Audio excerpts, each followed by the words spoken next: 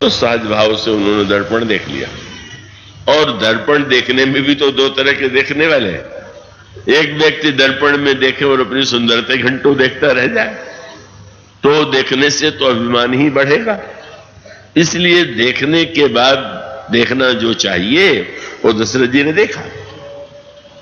और वह क्या था? देखा कि मुकुट टेढ़ा हो गया। तो आपने तुरंत उस मुकुट को जो टेढ़ा हो गया था उसको बदन विलोक की मुकुट सम कीना का मुकुट को उन्होंने ठीक बीचों बीच में कर दिया। ये संतुलन जीवन का है। मनुष्य के स्वभाव में थोड़ा सा फिसलने की और असंतुलित होने का एक होता है, तो व्यक्ति को अपने आप में स्वयं ही संतुलित करने की चेष्टा करनी चाहिए।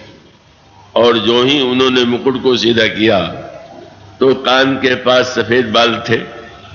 अब कान के पास तो सभी लोगों के सफेद बाल हो जाते हैं एक न एक अवस्था में, लेकिन सफेद बालों को देख करके क्या वह सबको सुनाई देता है जो दशरथ जी को सुनाई दिया?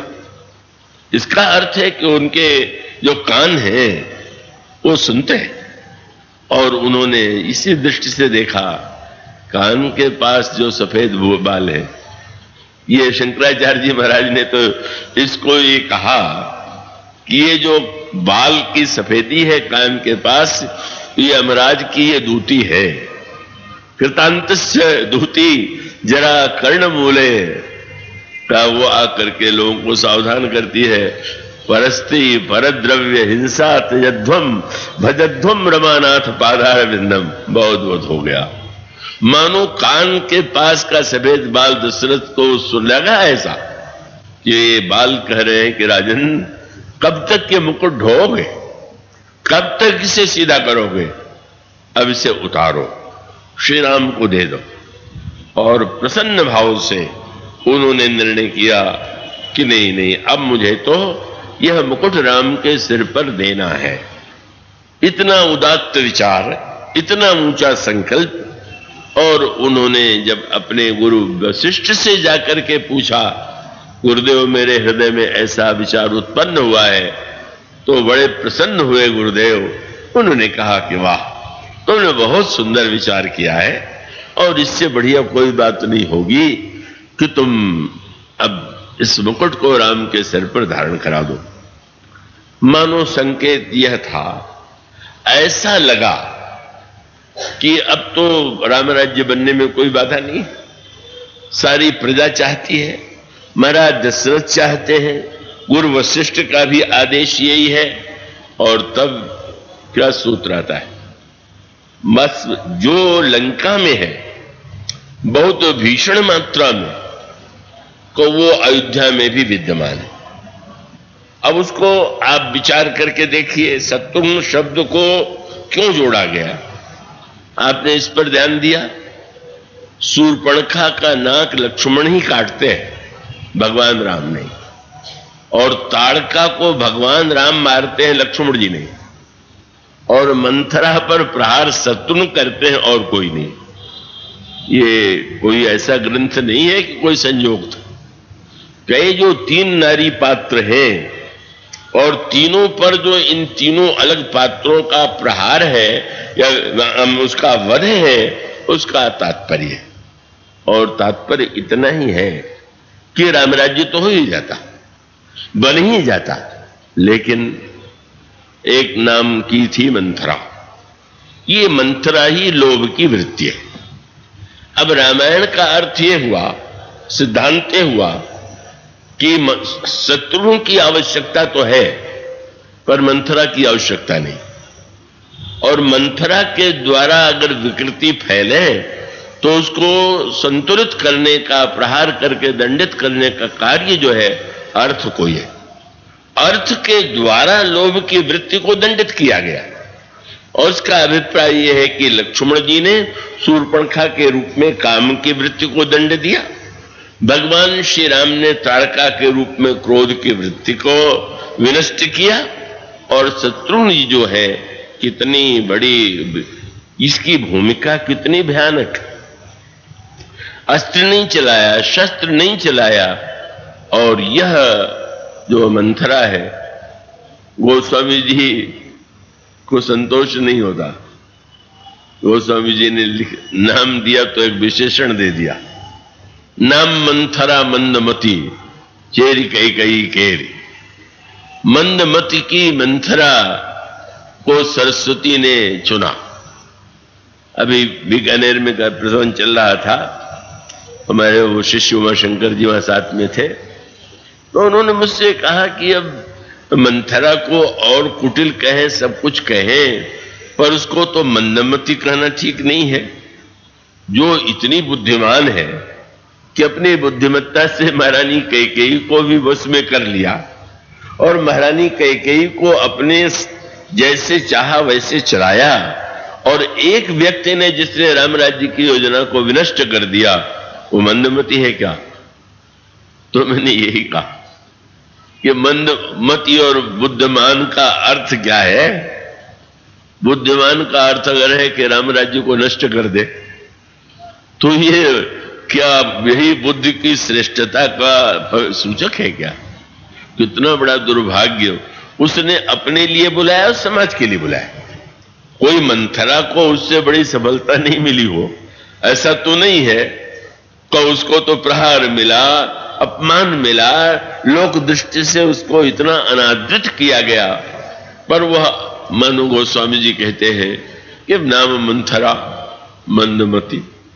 कल वो नामों की चर्चा साहित्य के संदर्भ में चली थी, और संजोग ये देखिए, बस वो कहते हैं कि आप अगर अर्थ के साथ द जोड़ देंगे तो आप सही है, और अर्थ के साथ अगर आप न जोड़ देंगे, आपने उपनिषदों की वो गाथा सुनी होगी कि जब ब्रह्मा से देवता दैत्यों ने और मनुष्यों ने एक साथ उसमें झगड़े नहीं हुए थे, प्रार्थना किया पितामह हम लोगों के लिए कोई उपदेश दीजिए, तो ब्रह्मा बड़े व्यस्त थे। कहा, उन्होंने कहा मैं बड़ा सबसे संक्षिप्त भाषण दूंगा, तुम लोग अपनी अपनी समझ से अर्थ लगा लो। और तब उन्होंने एक अक्षर का भाषण दिया जो विश्व के इतिहास में इतना छोटा भाषण नहीं हुआ, और उनका द। और फिर कहा तुम सोचो इस द का अर्थ क्या है, और तीनों ने उस समय सही अर्थ लिया। देवताओं ने कहा कि द का अर्थ है दमन।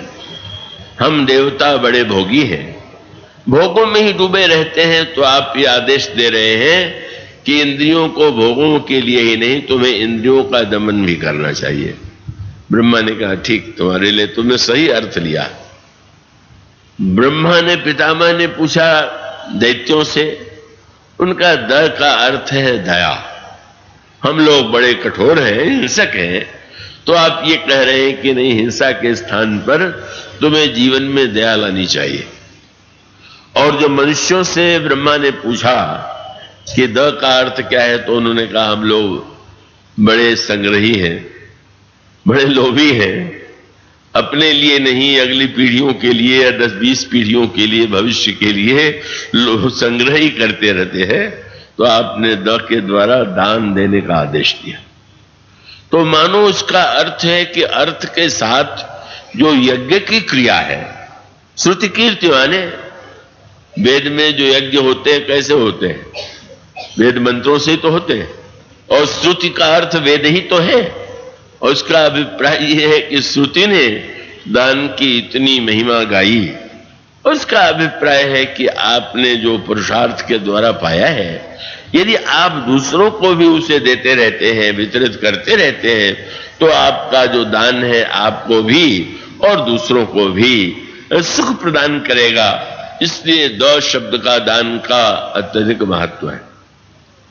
और नकार माने जहां पर व्यक्ति नहीं करता है, नहीं का कई लोगों को अभ्यास पड़ जाता है। उस वाटिका में भगवान राम ने जब जनक नंदिनी की सुंदरता को देखा और उनके हृदय में प्रेम की रस की भावना आई, तो उन्होंने कहा लक्ष्मण मैं अपने को आज बदला हुआ पा रहा हूं।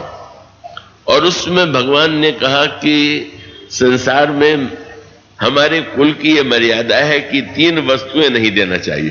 प्रभु ने नए साहित्यिक ढंग से कहा देना चाहिए न कहकर कि उन्होंने कहा 3 वस्तुएं नहीं देना चाहिए। क्या? आपको चौपाइयां पढ़ते होंगे जिसमें भगवान राम ने कहा, जिनके लहहिन रिपुरण पीठी। रघुवंश की मर्यादा है कि शत्रु को पीठ नहीं देना चाहिए। मानो लड़ाई से भागना नहीं चाहिए तो भगवान ने कहा पीठ नहीं देना चाहिए। और नहीं पावही परतीय मन दीठी, परस्त्री को जो अपना मन और दृष्टि नहीं देता। और फिर तीसरा शब्द उन्होंने कहा, मंगन लहहीन जिनके नाही। मांगने वाले को जहां पर नहीं दिया जाता, सब दिया जाता है, नहीं दिया जाता। मानो भगवान श्री राम कहते हैं, इस नहीं का प्रयोग मत कीजिए। आप न दे सके तो असमर्थता वर्ग कर दीजिए।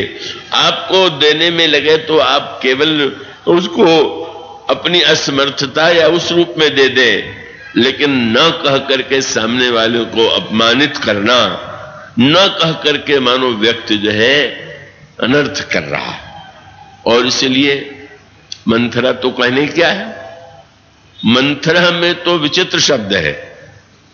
इसके नाम में जो मंथरा शब्द है, आपने ध्यान दिया? वही आधे न वाला संकट जिसकी चर्चा कल आपके सामने की गई थी। ये पूरा न कितना खतरनाक है कि वो अर्थ को अनर्थ बना देता। अर्थ के बीच में न रख दीजिए, बस अनर्थ बन गया। पूरा अर्थ न तो क्या, आधा न भी। और कितनी विचित्र बात है, किसी ने कहा उसमें द तो नहीं है, पर मैंने कहा मंत्रा तो इतनी सावधान लग रही है उसका नाम कि थ के बाद द आवेगा ना, वो थ से ही नो लेके खड़ी हो गई, द घुसने ही न पावे। महान शेर की वृत्ति दशरथ दान देना चाहते हैं। अयोध्या में दान का आनंद चारों ओर परिव्याप्त है और उसमें नकार की यह वृत्ति, यही लोभ की वृत्ति है। और यह लोभ की वृत्ति इतनी कठिन है, याद रखिएगा। लोभ की वृत्ति के बिना, माने अर्थ के बिना तो काम नहीं चलता। तो लोभ के समर्थन में तो व्यक्ति अत्यधिक तर्क ढूंढ सकता है, पर लोभ के साथ एक बहुत बड़ी समस्या है जो आपको उत्तरकांड में एक चौपाई में मिलेगी। काम वात कफ लोभ अपारा, क्रोध पित्त नित छाती जारा।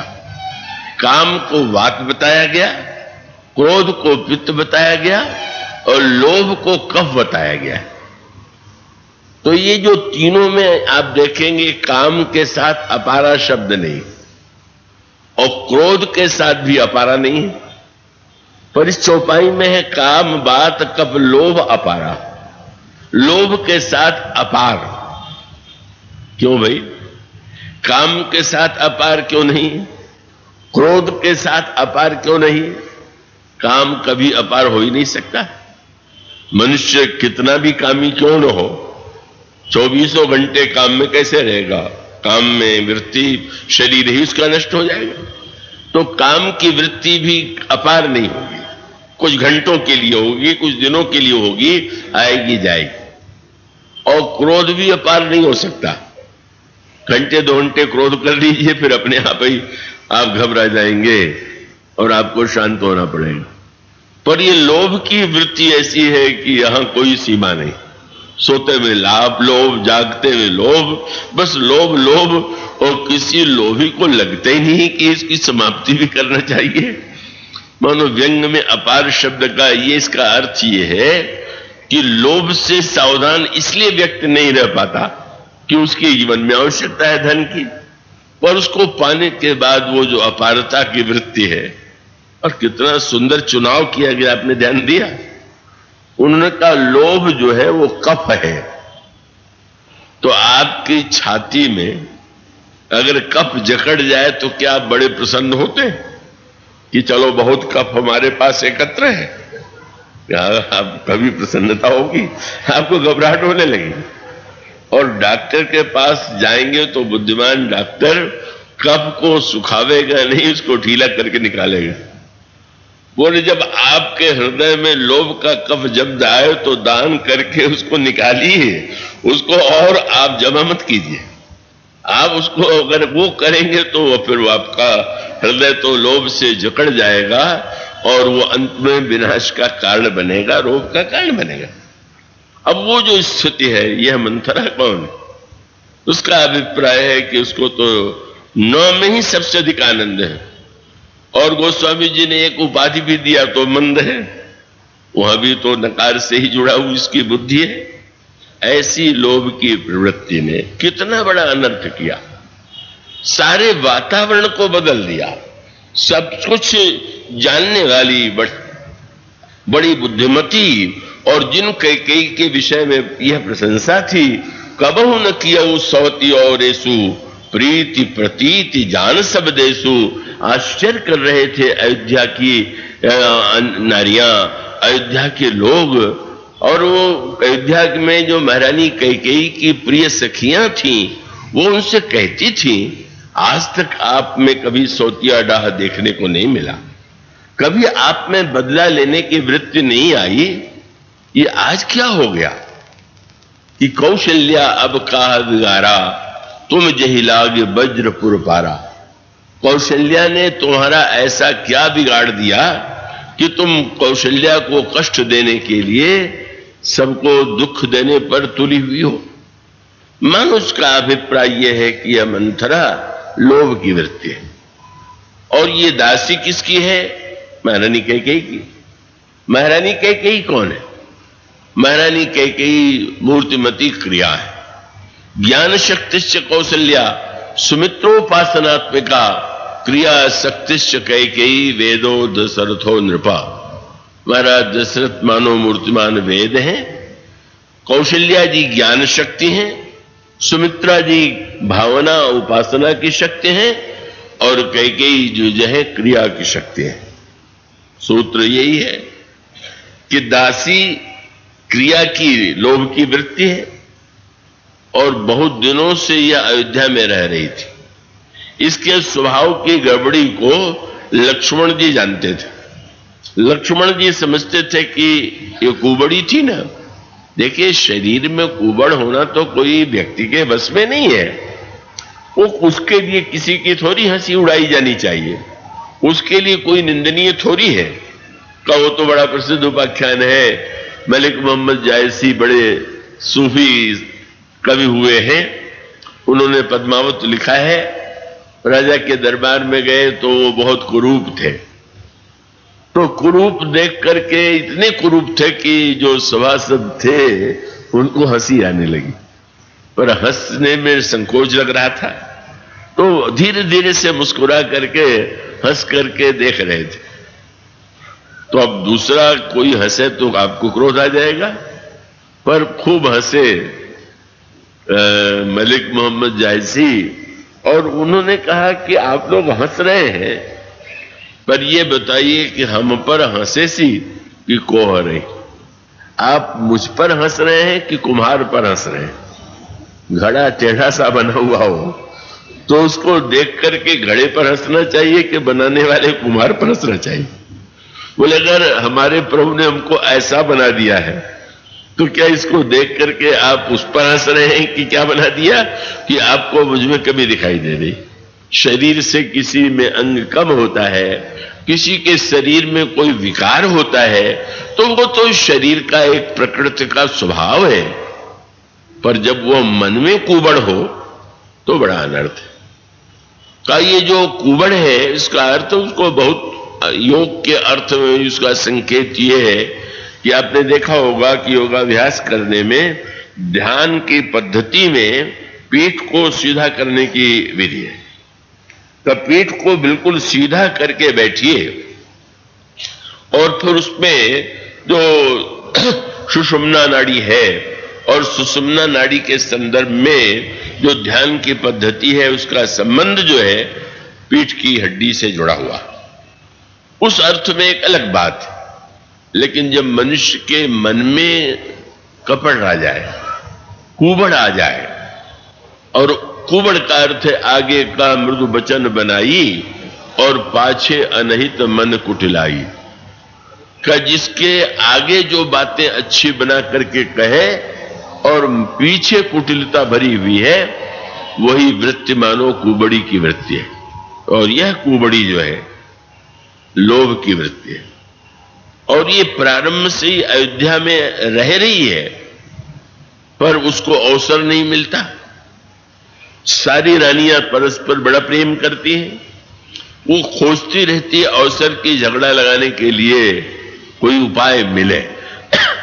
और लक्ष्मण जी जब देख लेते थे कि कुछ ये कान वान लगा के सुन रही है कि लोग क्या कह रहे हैं, तो वो तुरंत शिक्षा दे देते थे।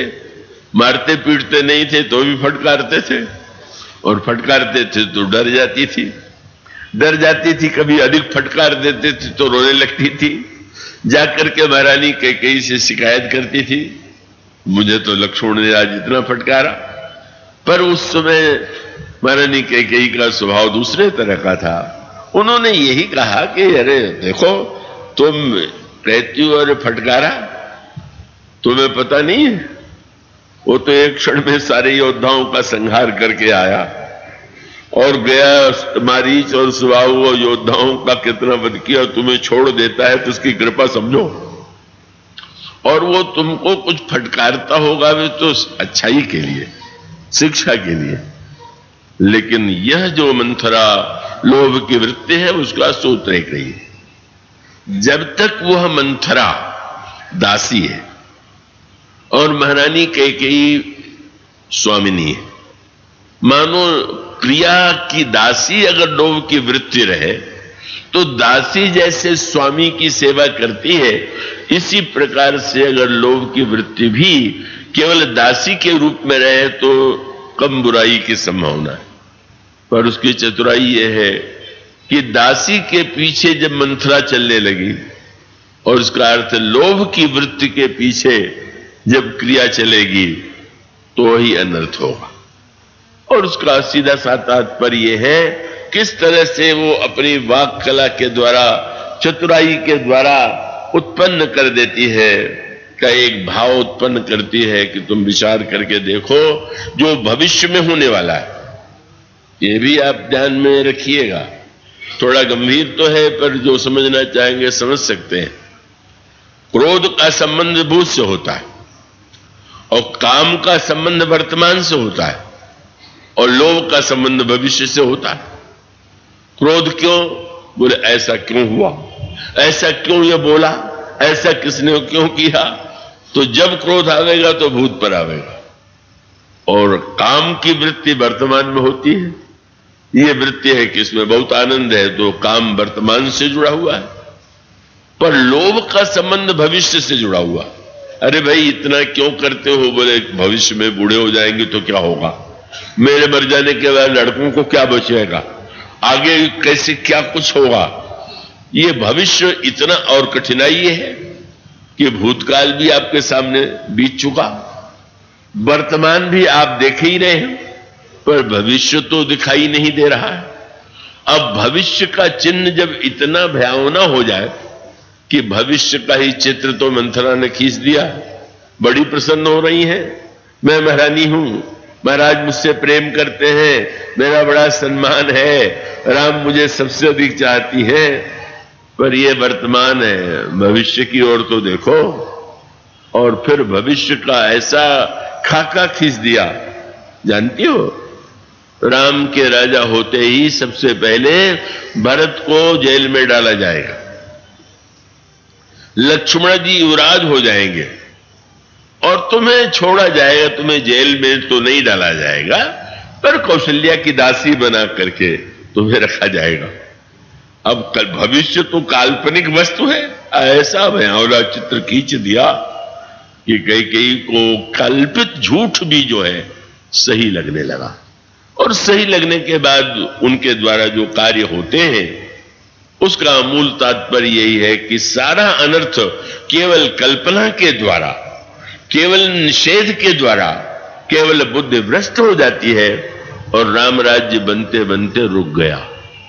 और इसका सीधा सा तात्पर्य यही है, सीधा सा अर्थ यही है कि अगर अर्थ के साथ लोभ की वह वृत्ति आ जाएगी जो मंथरा के रूप में विघटित कर देती है परिवार को, समाज को, और राम राज्य उसको रोक देती है, तो अनर्थ हो जाएगा। शत्रुघ्न जी की भूमिका बड़ी महान है। क्या लगता यह है कि उन्होंने कौन सी बड़ी बहादुरी किया, लेकिन गोस्वामी जी ने जो बात कही बड़ी मीठी है। श्री भरत और शत्रुघ्न जिसमें ननिहाल से लौटे, श्री राम लक्ष्मण श्री सीता बन जा चुके हैं। कैसी अनोखी है, कैसी विचित्र इसकी वृत्ति है, जिसने श्री राम सीता और लक्ष्मण को वन में बकेल दिया। सारे अयोध्या वासियों को इतने दुख में डाल दे दिया कि लगने लगा कि अयोध्या मसान है और ये जितने व्यक्ति हैं वो वस्तुतः भूत प्रेत। घर मसान जन परिजन भूता का मानो व्यंग यह था कि कैकेयी को मंथरा ने मसान साधना सिखाई और मसान साधना में मुर्दे को जिलाने की एक चेष्टा की जाती है। वो एक निंदनीय विधि है, उसको गोस्वामी जी ने बड़ी निंदा की दृष्टि से देखा कि मुर्दे को जीवित करके उससे फिर व्यक्ति अपनी मनमानी इच्छा पूरी करता। लेकिन विचित्र ये स्मशान साधना मंथरा की थी कि यहां तो मुर्दे में जीवन डालने के स्थान पर जीवित को भी मुर्दा बना दिया। महाराज दशरथ के प्राण चले गए, अयोध्या वासियों की दशा सोचनी हो गई। और इसका अर्थ है कि जब भी समाज में मंथरा की वृत्ति, लोभ की वृत्ति इतनी बढ़ जाए तो उसका परिणाम चाहे परिवार में और चाहे समाज में वही होता है। और उसके पश्चात महाराज दशरथ की मृत्यु का समाचार पूर्व वशिष्ठ ने बता दिया दूतों को कि समाचार नहीं देना, केवल ये कहना कि गुरु जी ने आपको बुलाया, आप दोनों चलिए।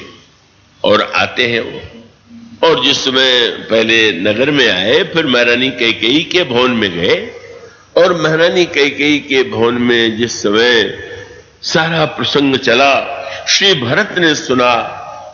पहले तो पिताजी की मृत्यु कैसे हो गई, विधवा वेश में देखा महारानी कैकेयी को तो पूछ दिया, फिर पूछा पिताजी की मृत्यु कैसे हो गई, और कैकेयी ने बड़े उत्साह से सुनाया।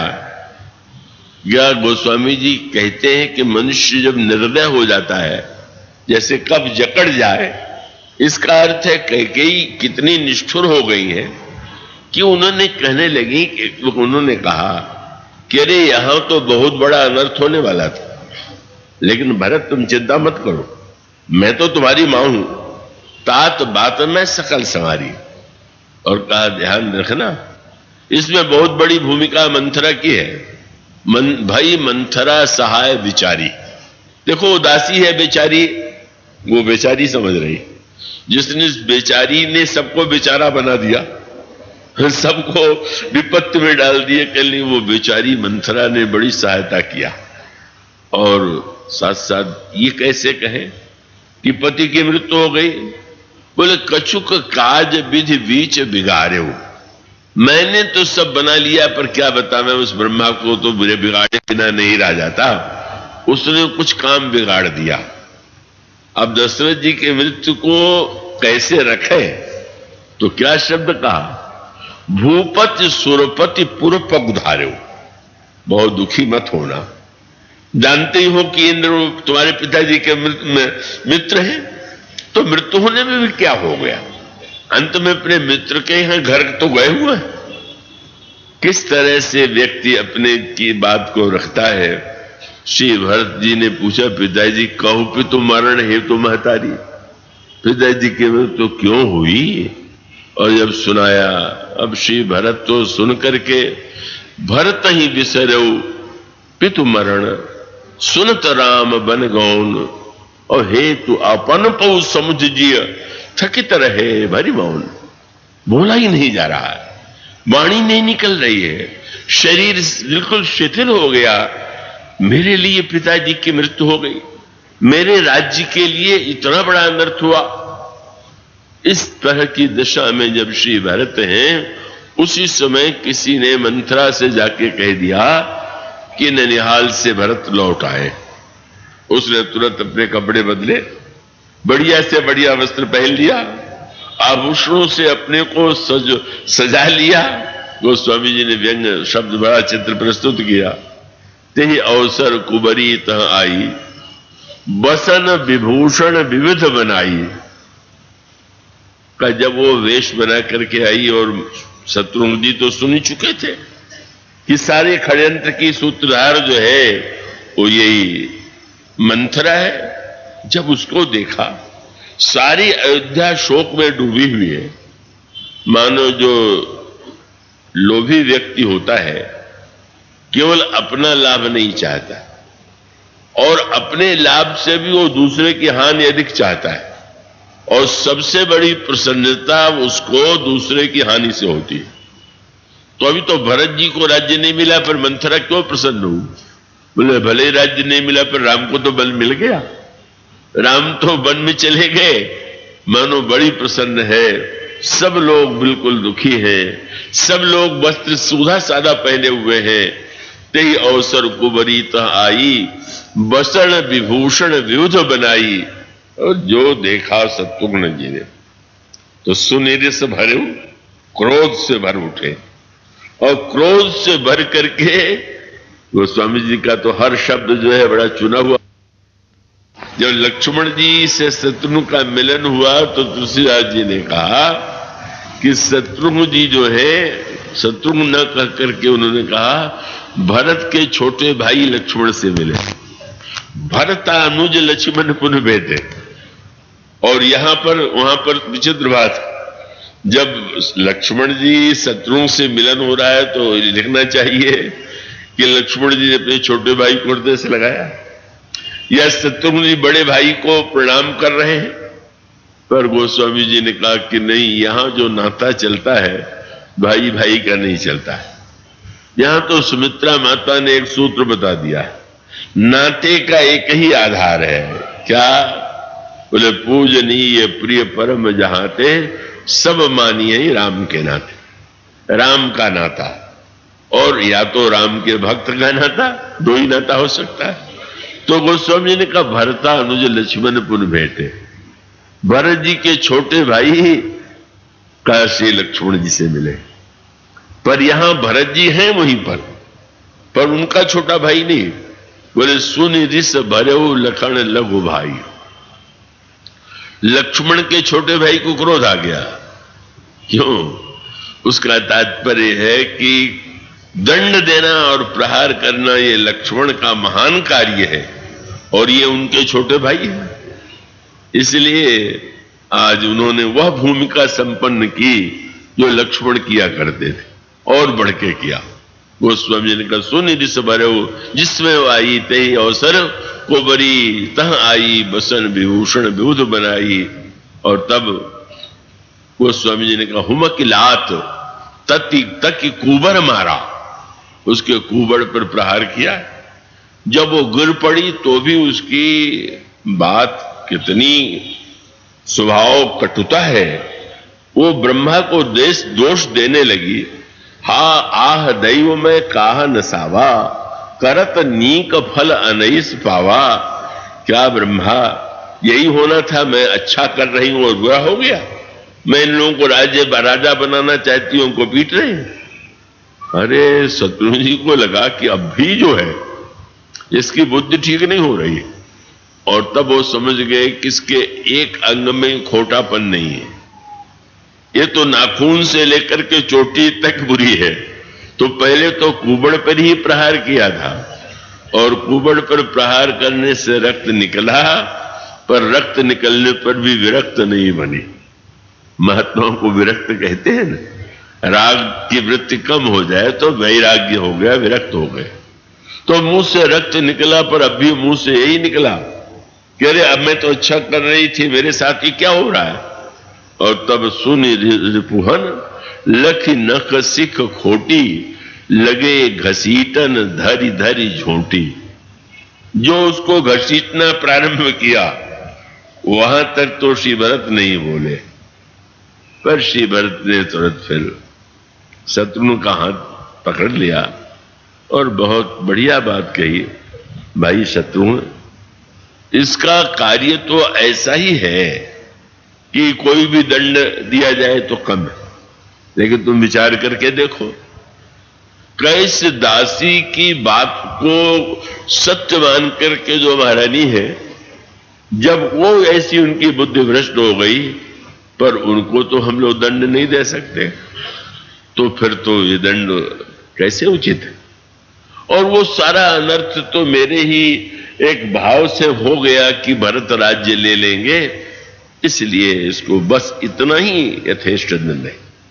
मानो अर्थ के द्वारा लोभ की वृत्ति को जब दंड दिया गया तो राम राज्य का आदर्श है कि अर्थ रहे पर लोभ का अतिरेक समाज में न रहे, और लोभ का अतिरेक रहेगा तो राम राज्य नहीं बनेगा। और इस तरह से जो सामंजस्य है कि अर्थ रहे और उसके साथ साथ वो परिणाम ये होगा कि गोस्वामी जी ने तो कहा कि 3 स्थान पर आपको जीतना हो तो याद कर लीजिए शत्रुघ्न जी का नाम। गोस्वामी जी का एक ग्रंथ है रामाज्ञा, तो रामाज्ञा में उन्होंने कहा कि सुमिर शत्रुसूदन चरण शरण सुमंगल मानी परपुर वाद विवाद जय जूझ जुआ जय जानी। दूसरे के नगर में और कोई विवाद हो, शास्त्रार्थ हो तो, और युद्ध हो तो, और एक बात और जोड़ दिया कि जुआ हो रहा हो तो, शत्रुघ्न जी का नाम लीजिए तो आप जीत जाएंगे। अब तो जुआड़ियों को ये महामंत्र मिल गया कि जब खेले दाव चले तो बंदे ले शत्रुघ्न जी का नाम। पर आपने ध्यान दिया कितना गहरा अर्थ है। जो जीवन में शत्रुघ्न जी को समझ ले जाए वो तीनों में कभी नहीं हारेगा। क्या कि अगर विवाद हो तो शत्रुघ्न बन जाइए, कभी बोलते ही नहीं। जो बोलेगा कभी हारेगा कभी जीतेगा, पर जिसने मौन ले लिया वो तो कभी हारने का सवाल ही नहीं। और साथ साथ जब वो कहते हैं कि जुए में, तो जुए में तो हारता व्यक्ति तभी है कि जब गलत दाव लगा दे। सही दाव, सही जुए का दाव लगावेगा तो नहीं हारेगा, गलत दाव लगाया तो हार जाएगा। शत्रुघ्न जी के समान जो सही दाव लगाना जानता है, सही दाव माने भरत जी, बहुत सुंदर प्रसंग आता है चित्रकूट में। गुरु जी ने कहा कि राम इस समय तो जुआ हो रहा है, और ये जुआ अब पैसे के लिए नहीं, ये तो धर्म और प्रेम का जुआ है। एक और तो तुम धर्म का पालन करने के लिए यहां आए हुए हो, और भरत प्रेम के कारण तुमको लौटाना चाहते हैं। तो भाई जुए का तो नियम है कि सूझ जुआरी आपन दाऊ। जुआ खेलने वाला तो अपने अंक बोलेगा, उसको अपने दाव। तो भरत प्रेम प्रेम की बात करे पर तुम भी धर्म धर्म की बात करो, दोनों ठीक होगा। और जब प्रभु ने श्री भरत से कहा तुम बोलो, तो भरत जी ने कहा गुरु जी ने ठीक तो कहा, पर जिनके साथ मैं जुआ खेलता हूं वो तो एक ही है, और वो श्री राम। और उस जुआड़ी की विशेषता क्या है? श्री भरत ने कहा लड़कपन से मैंने जीवन में देखा, शिशुपन ते परिहरऊ न संगो, कबहु न कीन्ह मोर मन भंगू। मैं प्रभु कृपा रीत ये जो ही हारे हूं खेल जितावई मोह। ये तो सदा जिताने वाले जुआड़ी हैं, हराने वाली तो ही नहीं। तो मानो संकेत क्या है कि भरत के साथ जो जुड़ गया, भरत को लक्ष्मण जी शत्रुघ्न जी कभी छोड़ेंगे नहीं, और भरत कभी हारेंगे नहीं। और उसका अर्थ है संसार में जुआ खेलिएगा तो हार जीत लगी रहेगी, पर भगवान से जुआ खेलना हो और जीतना हो तो किसी भक्त के साथ जुड़ जाइए, और जुड़ जाइएगा तो जीत ही जीत है, हार की संभावना नहीं है। आज इतना ही, इसके बाद की चर्चा कर। बोलिए सिया राम।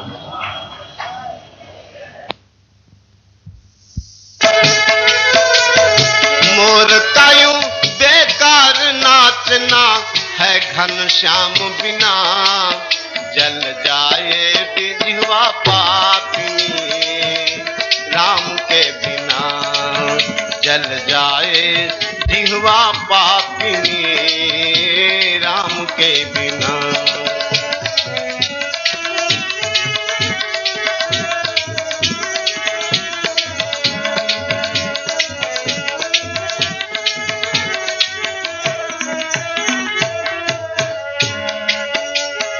पंछी पंख बिन, पंछी पंख बिन, बिच्छू डंक बिन, आरती शंख बिना। पंछी पंख बिन, बिच्छू डंक बिन, आरती शंख बिना। गणित अंक बिन, कमल पंख बिन, निशामयंक बिना। गणित अंक बिन, कमल पंख बिन, निशामयंक बिना। व्यर्थ भ्रमण चिंतन और भाषण, व्यर्थ भ्रमण चिंतन और भाषण, अच्छे काम बिना। जल जाए जिह्वा पापिनी, राम के बिना। जल जाए जिह्वा पापिनी, राम के बिना। हाँ, राम के बिना हो भैया, राम के बिना हो भैया, श्याम के बिना। जल जाए जिह्वा पापिनी, राम के बिना। जल जाए जिह्वा पापिनी, राम के बिना। त्रियाकंत बिन, त्रियाकंत बिन, मठ महंत बिन, हस्ती दंत बिना। त्रियाकंत बिन, मठ महंत बिन, हस्ती दंत बिना। लाइए हम लिखेंगे।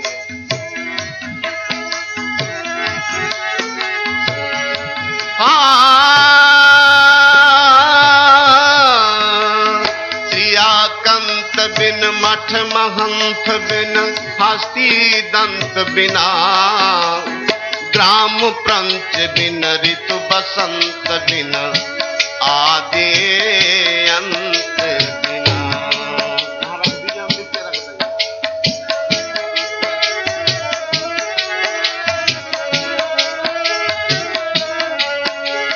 त्रियाकंत बिन, मठ महंत बिन, हस्ती दंत बिना।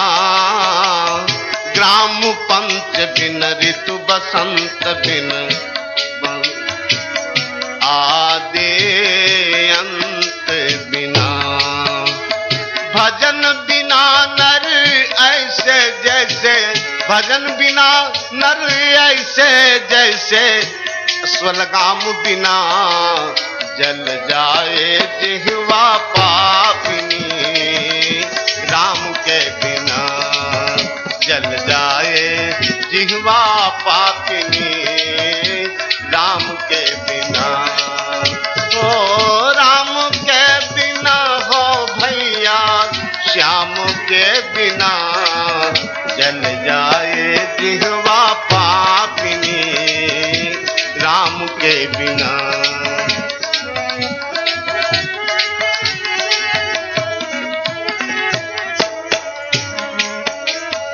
शीस पाग बिन, शीस पाग बिन, संत त्याग बिन, गाना राग बिना। शीस त्याग बिन, शीस त्याग, शीस पाग बिन, संत त्याग बिन, गाना राग बिना। सुई धाग बिन, फूल बाग बिना, साबुन झाग बिना। हम सब के बेकार जीवन, हम सब के बेकार जिंदगी, रघुबर राम बिना। जल जाए जिह्वा पापिनी, राम के बिना। जल जाए जिह्वा पापिनी, राम के बिना। हाँ, राम के बिना हो भैया, राम के बिना हो भैया, श्याम के बिना। जल जाए जिह्वा पापिनी, जल जाए जिह्वा पापिनी राम के बिना।